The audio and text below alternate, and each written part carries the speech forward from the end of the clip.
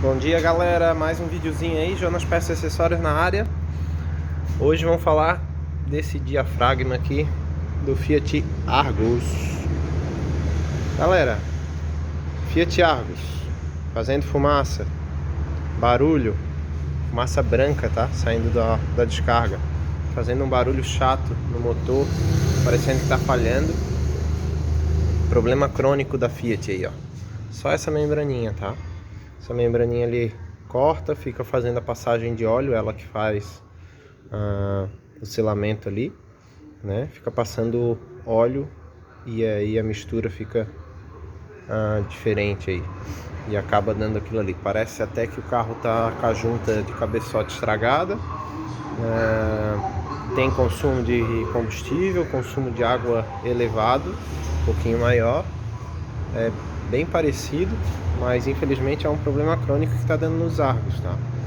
Não só nos Argus, Crono, né? Tem toda a linha Fiat aí que usa o motor Firefly, tá? Só para vocês saberem. É problema crônico mesmo do carro. Isso aqui custa barato, tá? É bem baratinho. Mercado Livre aí, tu compra até em kit, porque a Fiat sabe que os distribuidores já sabem que o problema é tão grande que eles já vendem até em kit, não vendem nem, às vezes essa unidade ele é 30, 40 pila uma unidade dessa, mas eu indico também comprar original, tá? Não comprar uma paralela, tenta comprar original. Bem que eu não sei qual é a marca que faz o original dessa peça, mas o carro é isso aí.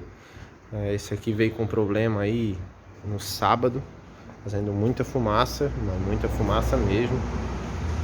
Que a gente acabou, que a moça que é a dona do carro trouxe hoje pra gente ver aqui. E foi isso aqui, eu falei pra ela, a gente deu uma pesquisada aí. E realmente ali, ó, tem um corte bonito, né? Corte bonitinho ali. É bem facinho de trocar, tá? Aqui tem um filtro de ar, todo mundo sabe. Duas 10, uma do lado direito e do lado esquerdo, né?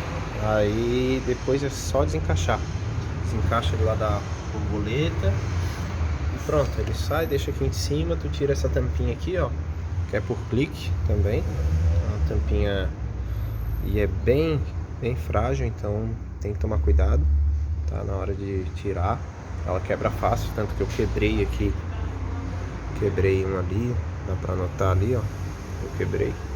Mas o problema é esse, galera, não ficar muito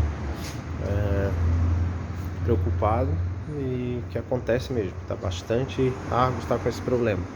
E esse aqui é o primeiro que eu pego aqui, mas já vi que tem bastante gente com o mesmo problema. É só uma dica aí, mais uma dica do Jonas Peças e Acessórios. Valeu?